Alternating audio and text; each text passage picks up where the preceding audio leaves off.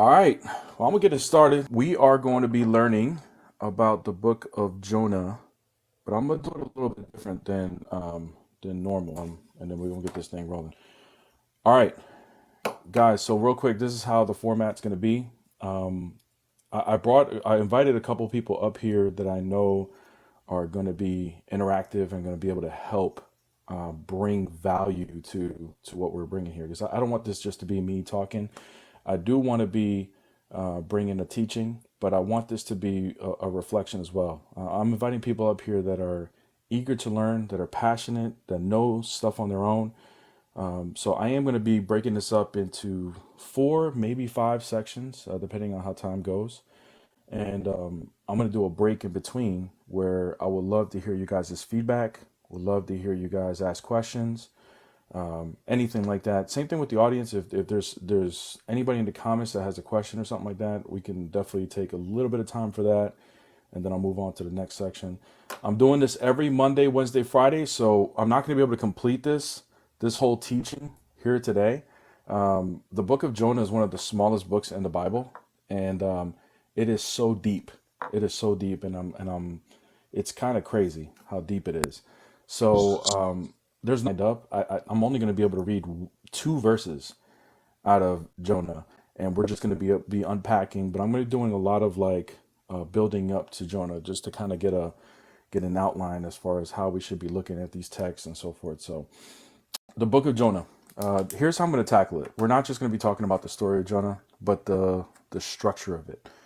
And I believe that this book has so much structure to it. We can actually literally take this book and use what we learn from it and be able to learn how to read the Hebrew Bible. That is my goal, is to be able to take the book of Jonah, learn some skills from it, and then be able to take it and apply it to be able to read the Hebrew Bible. All right, so book of Jonah. Here's where I want to start. Okay, I want to start off by just kind of breaking some of these stereotypes that we have. Now, look, I'm not bashing kids' books or anything like that. Look, it's amazing that we have literature for kids so that they can learn about the Bible. There's a lot of these children's books, right, that we kind of start to build kind of like a stereotype as far as how we look at the Bible. I think the book of Jonah is a perfect example. Okay, so we're just going to skim through it real quick. This is how kids are learning the book of Jonah. And once again, guys, I'm not bashing kids literature, and we just get stuck with these stereotypes and everything on these presuppositions on basically how Jonah is looked at. So look, we see book of Jonah, okay, and we're just going to start reading real quick. So one day, God said to Jonah, I want you to go to the city of Nineveh and tell the people to stop doing bad things. But Jonah was afraid. Okay, so we see a nice picture of Jonah. Jonah boarded a ship to sail for Nineveh. See him on the ship. It's the Lord's command. Okay, we're getting the gist of the Jonah book that we all know. Jonah told the sailors to throw him overboard. The sailors did not want to, but the storm was getting worse. As soon as the sailors threw Jonah into the water, the sea grew calm. All right, and now we see Jonah eaten up by the whale. God sent a big fish to swallow Jonah. Jonah was inside a big fish for 3 days, 3 nights. He was sorry that he did not listen to God. He prayed and asked God for forgiveness. All right, and the whale looks like real happy and stuff like that. Okay, then we see God told the fish to spit Jonah out on the dry land and told Jonah to go to Nineveh. This time Jonah obeyed God. All right, so this is Jonah in Nineveh. And we see Jonah went to Nineveh. He told the people they're all about God, and God did. Anybody here, does anybody like notice like anything, like little things missing to the story or anything like that? Anybody at all? Okay, then. I believe it ends in a question. God actually ends it with asking Jonah. I believe he gave him a plant to watch over, like to shade him while he was watching over Nineveh. And then there was like a bug or a worm or something that went and like struck the tree down. It grew and what came down in overnight. And Jonah was really upset with God, and God asked him, why are you mad for the plant? So that's exactly right. The whole chapter 4 of Jonah is gone. And just like Hayden is touching on, Jonah wasn't this happy guy that they paint there. He did not like the Ninevites. He wanted them to burn. He did not want to go over there, not because he was scared, but because he knew that God was going to bless them when he went over there, and he did not want them blessed. And then he got done doing what he was going to do. And in chapter 4, he basically was just like, I'd rather get unalived than see those people get blessed. All right, so this is not like a happy-go-lucky guy like the children's book paints, right? And I mean, they just completely skipped chapter 4. Now, obviously, look, it's probably a little bit intense for kids. Okay, so I totally understand why they would go that route, but these are paradigms that they give us to be able to see this book. And it's a small book. I mean, it's like if you don't know where to find it in the Bible, you can skip through it pretty easy. The purpose of this class is to be able to look at the book of Jonah and leave with a skill set, because the book of Jonah has so much in it. We can actually use some of the skills we learned to break down this book and be able to take it to the rest of the Bible and be able to apply it. Because if this book, this Bible is so deep, it takes a lifetime to study. And if we are equipped, if you guys who are in apologetics are equipped even more to be able to see this Bible a little bit differently, you will have more arguments, better debates, higher quality. Hopefully, this is something that you can get from it. But if you're not into debating and stuff like that, this is for you too. I mean, everybody who's a follower of Christ should be not being taught. Okay, so thank you for the insight. So first, I want to start off with a story with Jesus, because you know what, starting off with Jesus is always the best. And I just want to paint a picture here on how we should be looking at this Bible and how do we accomplish this goal. Okay, so before we even dive into Jonah, I just want to dive into the story real quick. Okay, so we're going, if everybody who's in the audience, you guys got a Bible, cool, you can open it up yourself, but I'm going to be putting it up here as well so you can see it. Okay, so this is the story of Jesus, beginning of his ministry. He goes to his hometown of Nazareth, and he goes and reads a scroll from Isaiah. I believe it's Isaiah 61. You guys can fact check me on that one. All right, so I'm going to read it real quick, and then I want to touch on something like what we're getting out of this story. Okay, so it says, he came to Nazareth where he had grown up, and went according to his custom into the synagogue on Sabbath day. He stood up to read and was handed a scroll of the prophet Isaiah. He unrolled the scroll and found the passage where it was written, "The Spirit of the Lord is upon me, because he has anointed me to bring glad tidings to the poor. He has sent me to proclaim liberty to captives and recovery of sight to the blind, to let the oppressed go free, and to proclaim a year acceptable to the Lord." Rolling up the scroll, he handed it back to the attendant and sat down. And the eyes of all the synagogue looked intently at him. Then he said to them, Today this scripture passage is fulfilled in your hearing." And all spoke of him highly of him and were amazed and gracious of the words coming from his mouth. Okay, so guys, for me, if I don't know anything about the Bible, I have no clue what that even means. And we can be honest here. If you don't know anything about the Bible, you have no clue. But for some reason, Jesus went and read that little passage, and he said, today is the day that this passage is being fulfilled. So the question is, what is Jesus reading from this? What is he getting out of this? How is he looking at this? So we can understand exactly what he's seeing when he reads this. He's making a proclamation here. But if you don't understand what these words mean or how they connect or anything, you won't understand anything that he's talking about. We're going to go to Luke 24, and we're going to go to verse 44. I'm going to put it up on the screen too. So this is after Jesus' resurrection, and this is also Jesus speaking here. And these verses absolutely just made me look differently at the Bible, because there's so much to unpack here, and this is kind of going to be the theme of what we're doing here. So Jesus said to them, he's talking to his disciples, after his resurrection, "These are my words that I spoke to you while I was still with you, that everything written about me in the law of Moses and in the prophets and the Psalms must be fulfilled." Then he opened their minds to understand the scriptures. And he said to them, "Thus it is written that the Messiah would suffer and rise from the dead on the third day." Okay, so let's stop real quick on there. So he says here that everything written about me, he's talking about Jesus, in the law of Moses, in the prophets, and the Psalms must be fulfilled. Now, he's making a claim here that in the law of Moses, the prophets, and the Psalms, everything is written about me. And then he said, he then opened their minds to understand the scriptures. So clearly, if they had to understand the scriptures in order to see this message, they couldn't have just been able to just read it on their own and then get it. There had to be more to it, and Jesus had to help them along with it, okay? Then he said, Then he said to them, thus it is written, the Messiah would suffer and rise from the dead on the third day. This is a quote, but we don't see this quote in the Hebrew Bible.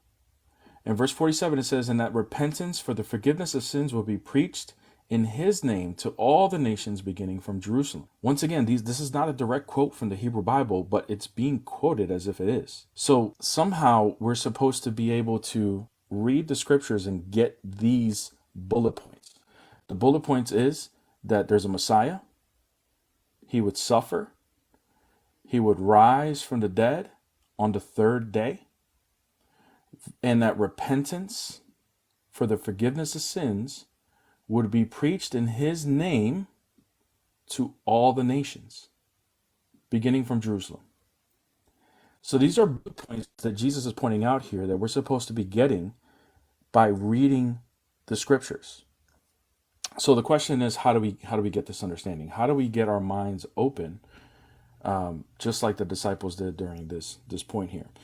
So I also want to just kind of further elaborate on this. That Paul, I know Paul gets a lot of heat on this app, but I think he absolutely understood this. We read here, and this is 2 Timothy chapter 3, verses 14 and 15.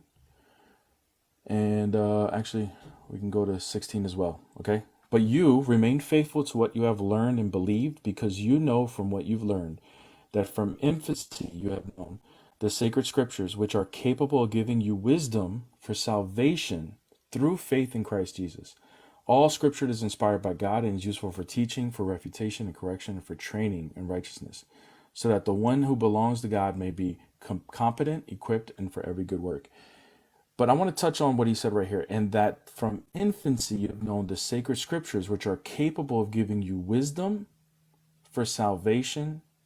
Still, faith in Messiah would be the word here, in Messiah Jesus. Okay, so Paul fully understands that the scriptures were all about him, and he gets it. So whatever Jesus is talking about in Luke 24 verses 44 through 46, Paul understands it. He was able to look at the scriptures and bring on that. The next part of this that I want to touch on is, what were the scriptures back then? Because we didn't have a codex. We didn't really have the technology like we have today with the books. We didn't have, obviously, computers, right? These people had scrolls. They had it was very hard to copy. It was also very hard to preserve because the scrolls were written in animal skin, so it can get eaten up. Most of these scrolls were really preserved through memorization, and they were preserved at a synagogue somewhere, some sort of community center. It was actually read you had to listen with other people and be able to memorize and be able to get from. But the question is, okay, so what do we have? So in the Hebrew Bible, it's called the Tanakh, and you guys have heard this. And the Tanakh is actually a abbreviation. And in the transliteration, we have the T, the N, and the K. So the T stands for Torah, which is the law or the instruction. The N is the Netvaim, which is the prophets.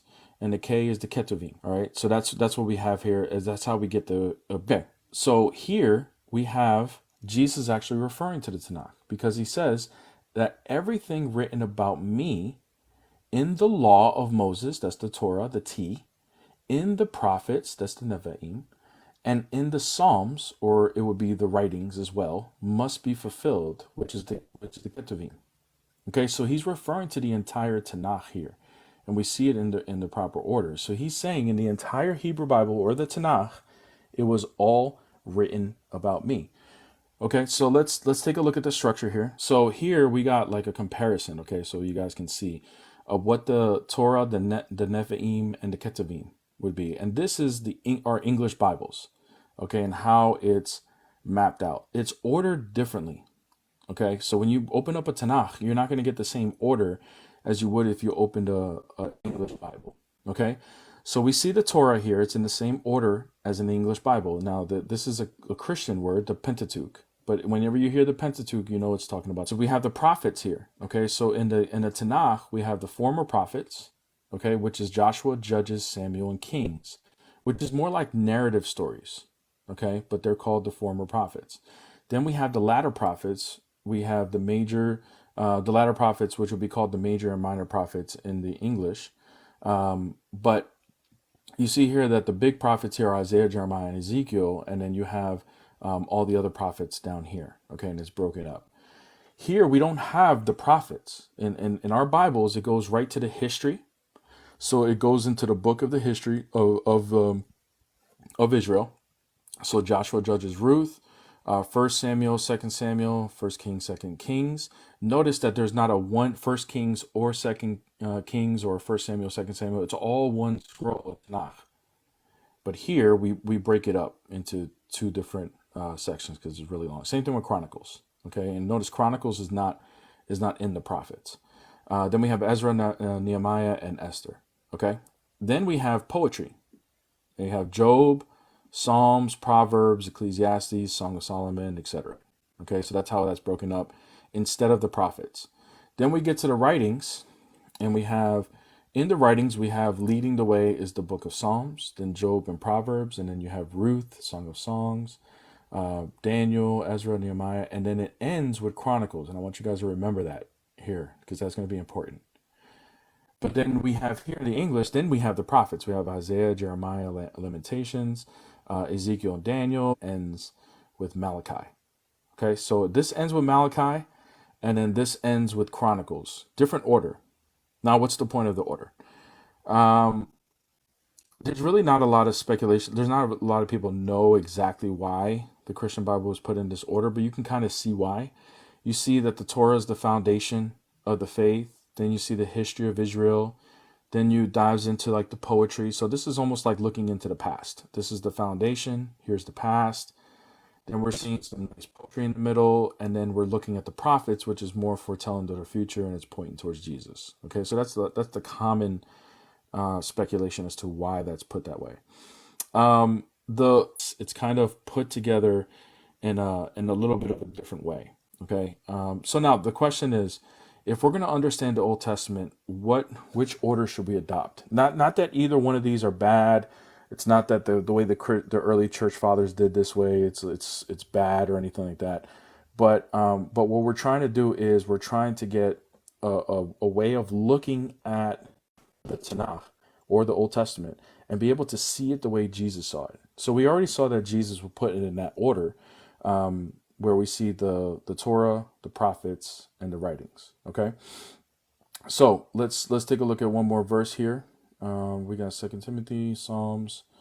Okay, we're gonna go to Luke chapter 11, verse 51.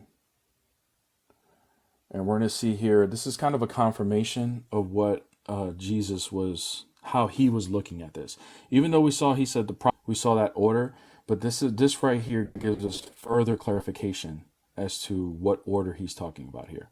Okay, I'll read 2 verses ahead just to see it. Therefore, the wisdom of God said, I will send them prophets and apostles. Some of them they will unalive and persecute, in the order that this generation might be charged with blood of all the prophets shed since the foundation of the world, from the blood of Abel to the blood of Zechariah, who died between the altar and the temple building. Now, a lot of people speculate like what he's actually like referring to here. If we go back to this chart here, okay, we know that the blood of Abel is first shed right here. This is the first shedding of blood in the Tanakh, all right, and it's in Genesis chapter 4. But then we go to where, let's see who he's referring to. I forgot. I think it's Zechariah. Yep, Zechariah.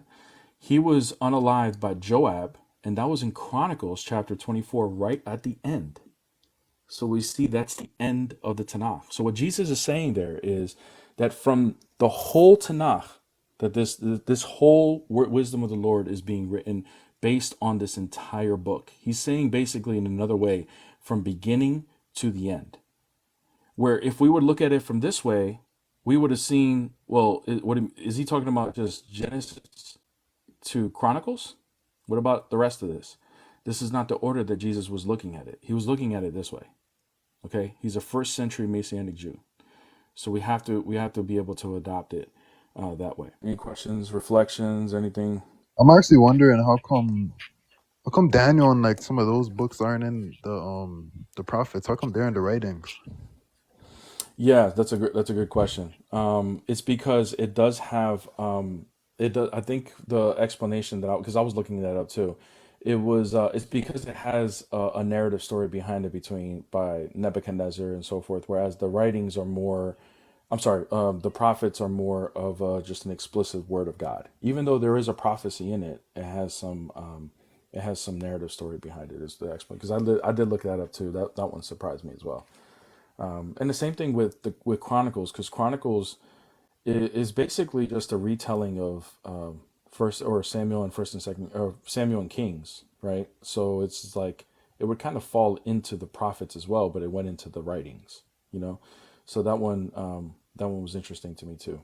But I don't know all the answers to that, to be honest with you. But that's what I looked up when I looked into Daniel.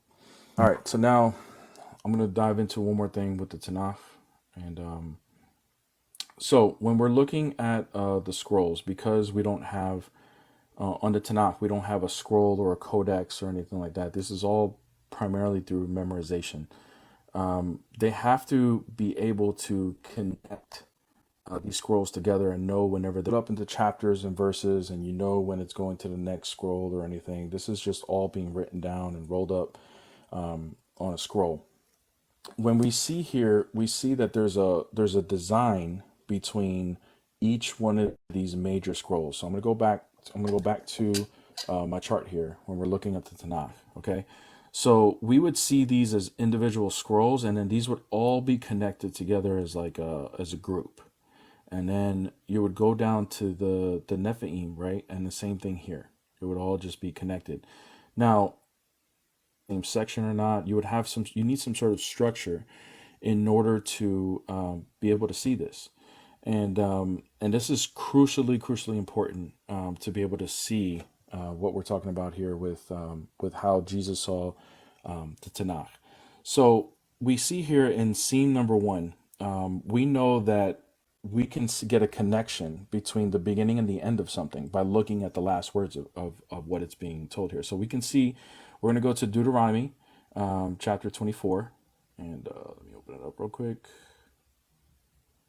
There it is. Okay, I'm sorry, 34, not 24. All right. So we see here in verses 10, these are the last words of it, okay?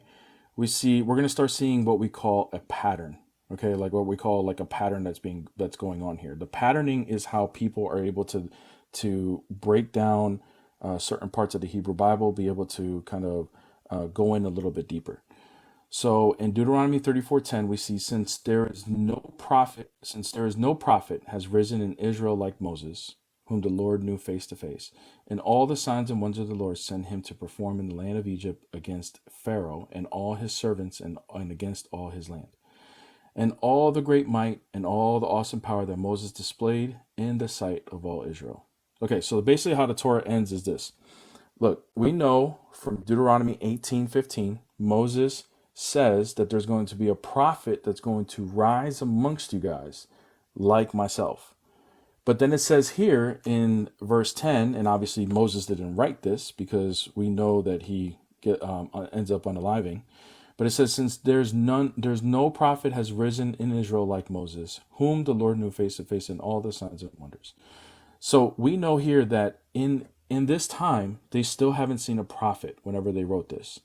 But they knew that there was going to be one. But at the end of this writing, there wasn't going to be any. Okay, cool. So we're going into there. Now let's go into Joshua chapter 1. And let's see what Joshua chapter 1 says. We're going to read verses 1 through 9. After Moses, the servant of the Lord, had unalived, the Lord said to Moses, Joshua, son of Nun, Moses, my servant, is unalive. So now you and the whole people with you prepare to cross the Jordan to the land that I will give you, the Israelites. Every place where you set foot I have given you, and as I promised Moses. All the land of the Hittites, from the wilderness and Lebanon east to the great river Euphrates, and the west to the great sea, will be your territory. No one can withstand you as long as you live. As I was with Moses, I will be with you, that you may give this people possession of the land, and I swore to them their ancestors that I would give them. Only be strong and steadfast, being careful to observe the entire law. Okay, focus on this. This is going to be a key pattern here. Only be strong and steadfast, being careful to observe the entire law which Moses, my servant, enjoined on you. Do not swerve from it either to the right or to the left, that you may succeed wherever you go. Okay, I'm going to read that again. Only be strong and steadfast, being careful to observe the entire law which Moses, my servant, enjoined on you. Do not swerve. So don't look to the right. Don't look to the left. You're going straight. You're going straight. Do not swerve from it either to the right or to the left, that you may succeed. And when you do this, you're going to have success. From your lips, recite it by day and by night, that you may carefully observe all that is written in it. Then you will attain your goal. Then you will succeed. Okay, so now the success is not about building an army. It's not about using violence. It's not about any of those things. It's about just don't forget the law. Just meditate on it day and night. Okay, so this is the pattern that we see. So now rises a guy named Joshua, Yehoshua in Hebrew, which means Yahweh is my salvation, filled with the Spirit. And now he is like kind of like a prophet, but apparently we know from the beginning of the story he's not, because it says to this day we haven't seen anybody like Moses. But then it says here that he is going to recite the Torah day and night, and do not forget when we see the end of the next section of the scroll. So when we go back to the Tanakh, okay, that's Deuteronomy and that's Joshua. This is the beginning of it. So in the first part, we see that there's a prophet that's going to rise. In the second part here, once we start the new one, it's talking about meditating from the Torah day and night. Okay, so right here, prophets coming. Here, meditate on the law day and night. Okay, so now let's go to Malachi. And let's see if we see something similar here. So we're going to go to the end of Malachi here. We're going to go to... So basically, every time I have a question, sorry. Yeah, go ahead. Time there was a prophet, God allowed them to go revise and then do to learn about the law, and then another prophet will come after, right? Yes. So at the end of the Torah, what we see is that there's going to be a prophet coming. Okay, somebody that's going to be able to bring salvation. Then in the beginning of the next section of that, we see that there is somebody that's there, but what it's really telling the people is recite the law, like meditate on the word day and night, meditate on the law day and night. So we see that there's a break here, but the break and how these scrolls connect have a deeper meaning to it. There's always a foreshadowing of something coming in the future, right? That there is a prophet to come, and then everything starts with meditate on the law day and night. The law is supposed to tell you who this prophet is. And then in the new section of the scroll, then it's telling you to meditate on it day and night. Okay, so that's a pattern, and I'm not going to fully connect it here. We're going to see the full connection here at some point. Okay, so at the end of the prophets, the last book in the prophets here is Malachi. Okay, so we're going to go to Malachi chapter verse 24, and let's see. I'm sorry, verse 23. And let's see what we'll start at 22. Remember the law of the Moses. Okay, once again, this is being repeated. Remember the law, whom I charged at Horeb, with statutes and ordinance from all Israel. Now I'm sending to you Elijah, the prophet, before the day of the Lord comes, the great and terrible day. He will turn from their fathers to their sons, and the Lord, and lest I come and strike the land with utter destruction. Okay, so now at the end of this, once again, we have a prophet that's coming. Now we have a Moses at the end, someone like Moses, and then we have an Elijah. Okay. Now let's go to the next part of the scroll, and let's see if we have a pattern here. And we're going to go to Psalms. And where do we start on Psalms? We're going to start on Psalm 1, which I have back here. So Psalm 1, and let's read verses 1 through 3. Blessed is the man who does not walk in the counsel of the wicked, nor stand in the way of sinners, nor sit in the company with scoffers. Rather, the law of the Lord is his joy, and on his law he meditates day and night. He is like a tree planted near streams of water that yields its fruit in season. It leaves never wither. Whatever he does prospers. So apparently, once again, we see it again. A prophet like someone. And then it goes back into meditating on the Lord day and night, and meditating on the law day and night. And it gets repeated over and over again. Okay. And then just to quick bonus here. Then we see the introduction of Psalms. Psalm 1 and 2 are co-introductions to it. And we see the famous verses here in 6 and 7. I myself have installed my king on Zion, my holy mountain. I will proclaim this. Like even here, it's starting to foreshadow a future prophet, and we know it's Jesus, right? So it's following the same patterns. Okay, so is that when you understand how the Hebrew Bible is structured, and then you look into the deeper meaning, even how they connected the scrolls had a deeper meaning to it. The fact that the end of the Torah ends with that there's going to be a prophet like Moses, a prophet to come. We're looking into the future. But then it goes into the prophets and it says, meditate on my word day and night. That whole pattern that we see here, and then we see it repeated in other places as well within the Hebrew Bible, when we end the Tanakh, right, and we can expect the same patterning, that we're expecting a prophet in the future. We're expecting something to come, and then we can see the way we can see this prophet and be able to identify him is by meditating on the law day and night. So even how the Tanakh is being structured is something that's telling us something, communicating something to us.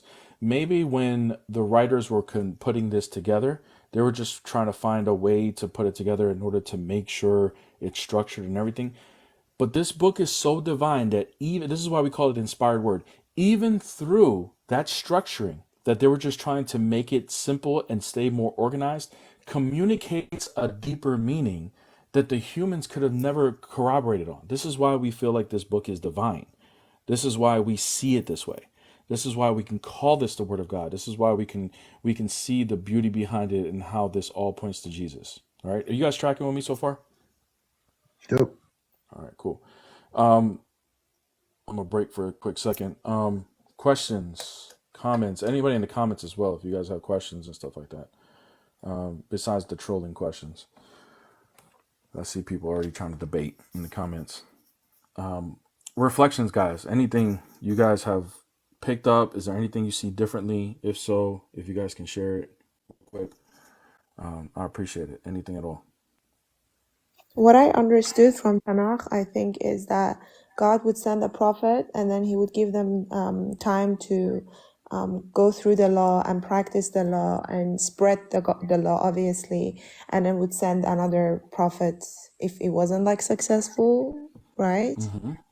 Something like, I have to go through it again. But yeah, that's what I think I grasped from Tanakh and how prophet came and how the law was, basically.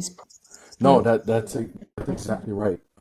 Because we know, if you guys have been on, and by the way, Elijah Johnson is exactly right. John the Baptist is the prophet like Elijah as well, who paves the way for the Lord. So yeah, all these things are connected. But yes, like even seeing it that way, where we have a prophet like Moses.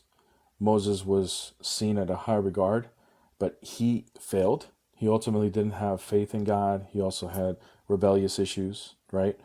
And he failed. All right. Now, why is that? Why is that crucial? Because we know in Genesis chapter 3, verse 15, that there's going to be a seed of the woman that will crush the head of the snake. There's going to be a human that's going to accomplish breaking us free from this slavery of sin that we have put ourselves on, right? Moses appeared to be that one, but he failed. So now we're looking forward to another prophet, and then we look forward, and maybe it's like kind of like Joshua or anything, but then we see Elijah. Elijah fails as well, right? He also fails. Then we see someone like a David. Okay, David fails as well. All right, so all of these are supposed to kind of like map out kind of like a criteria or a template of what to expect of the Messiah. It's not flat out saying the Messiah is going to be A, B, C, D, E, even though there's some prophecies that are pretty on point. But you're supposed to look at the entire Tanakh and take these little meanings and these little structures and be able to compile a profile of to who that Messiah is supposed to look like. Who is the seed of the woman that's going to crush the head of the snake? And then obviously when we go into the New Testament is basically laying all of that out and saying that this is the guy. that the prophets have been talking about. This is when Jesus is saying everything was written about me. This is what he means, is by, Yes, let me sir. break that down. Also, John 2:5, Jesus identifies Mary as the woman. So he's the seed Ooh, of her. there you So go. he's the That's seed good, of the woman. Issa. He said it himself.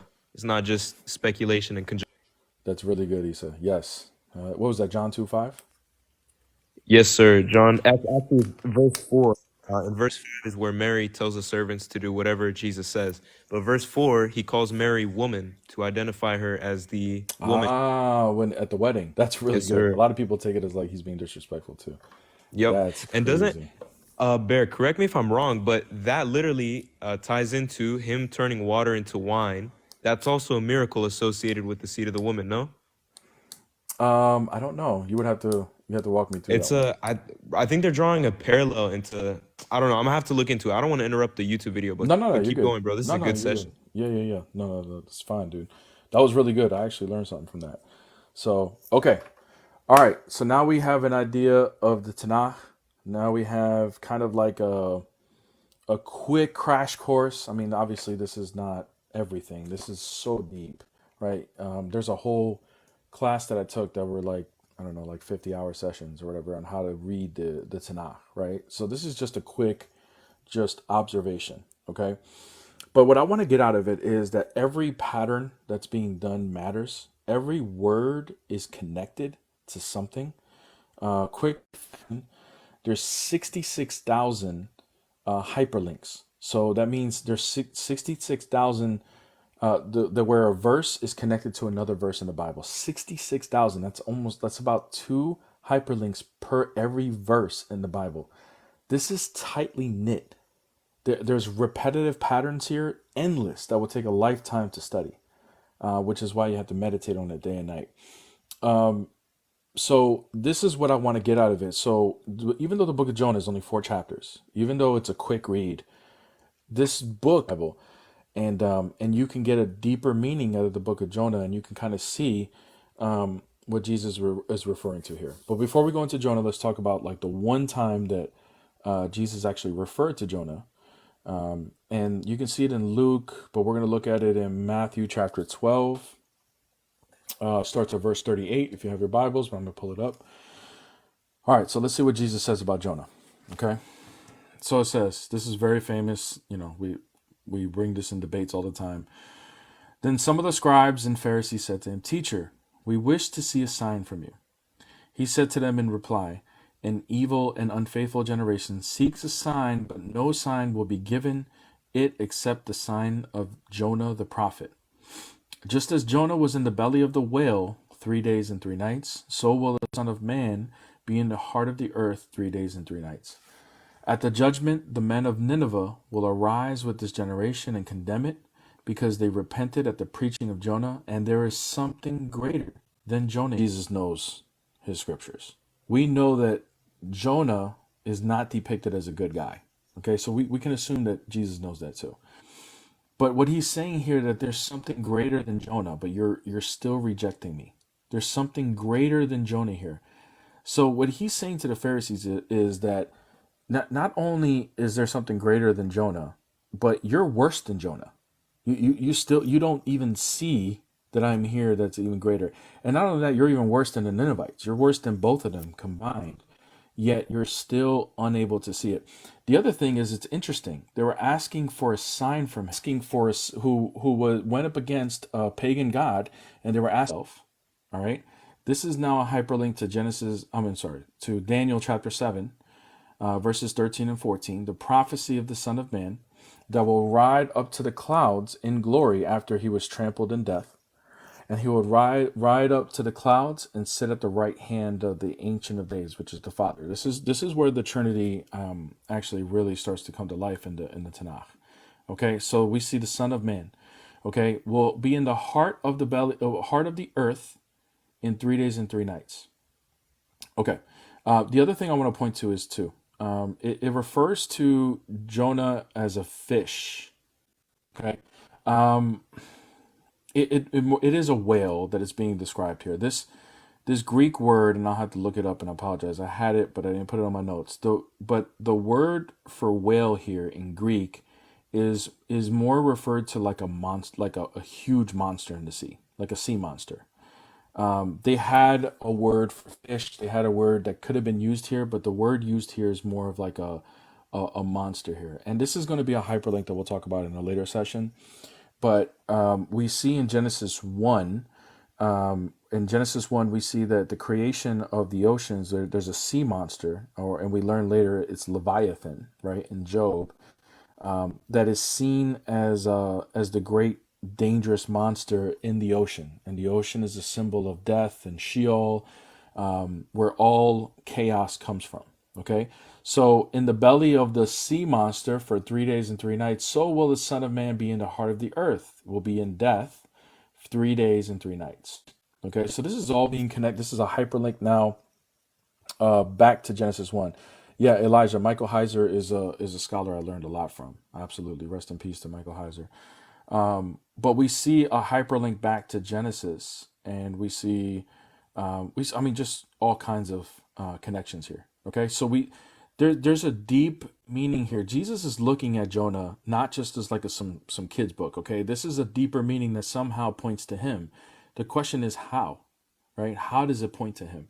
And that's what I want to learn. I want to dive into the teachings and everything. So, all right, let's dive into Jonah real quick, and I'm just gonna do what we're gonna do here is I just want to show one example of a couple of examples actually of hyperlinks and how quickly this book starts to hyperlink, and we're just gonna look at a couple of things and how the hyperlinking can actually give us the understanding of what we're reading before we even start reading it.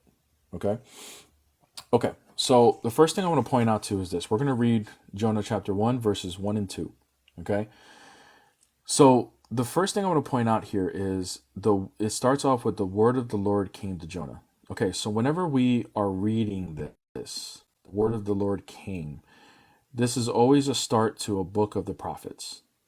Okay, but we know here that this is connected to something else. This is a continuation of something. The reason why we know this here, we don't see it in the English, but in the Hebrew, the word that would be used for and in Hebrew, actually it starts off with and. So in the English translations don't do it. I guess they weren't really trying to, it wasn't necessary to show that it's connected to something. But it will almost read like, and the word of the Lord came to Jonah, the son of Amittai. Now, how? So we go to 2 Kings chapter 14, and you will scroll down to verses 24. Okay, so this king right here, Jeroboam, all right, it was I don't even know if I said the name right. This guy was an awful king. Okay, awful. All right, he did evil in the Lord's sight. He did not desist from any of the sins that Jeroboam son of Nebat had caused Israel to commit. He went to the sea of Arabah as the Lord, the God of Israel, had foretold through this. For the law saw a very bitter affliction of Israel, where this neither bond or free. Okay. That's a good thing. That's a blessing. So somehow, even though this king was not a good guy, he was still sent through the prophet Jonah to let him know that the borders of Israel are expanding. So apparently, Jonah goes to a really bad guy and tells him that he's going to receive a blessing. Does this sound familiar? That Jonah is in the book of Jonah, goes to some really awful people and is able, Israel does not deserve any type of blessing, but still receives a blessing through the prophet Jonah. So we see in the one hyperlink that we go back to, we can kind of already see where this story is going. You guys see that? So just in the beginning there, where we see where Jonah is and how it continues on from another story, we see here that we can get the whole scope of what Jonah is all about already in the first couple of words. All right. Let me know if you guys see that or not. Is that confusing? Yes, bro.